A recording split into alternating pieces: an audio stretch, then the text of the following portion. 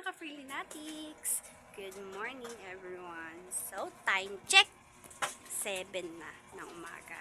Magsi 7 kasi 6:51 eh. So, ang anak ko, ayan, tulog.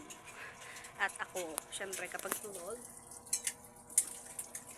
maraming gawain. So, yun lang. Kasama ko si mama. Yan, si mama at yung asawa ko tulog siya. Hindi nga tutulungan ngayon kasi nakakainis siya. So, hindi. Panggabi kasi yun. Kaya, yun. Pagpahingahin muna natin. Tapos, papaglutuan ko siya pagkain. Pagkatapos, sandamakmak na tupiin. Actually, tupiin yan guys. Hindi yan labahin kasi katatapos lang namin maglaba. So, yun. So, update ko lang kayo sa life ko. Ganito lang. Everyday kapag tulog ang anak. Kasi maga nagigising yung baby ko, si Arlene. Ang ginagawa niya ay nagigising siya ng mga 3, 4, mga ganyan.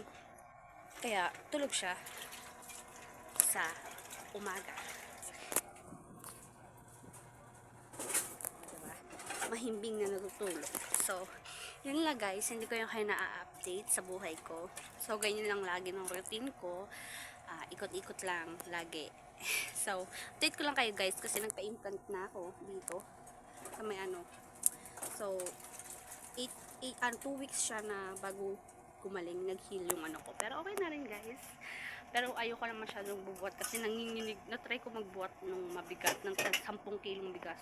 Nanginig yung dito ko. Sobra siya nanginig. Kaya yun. Yun guys. Hindi pa ako naliligo kasi nagtutupi pa ako. Bye guys. Thank you. Panonood po. Bye-bye.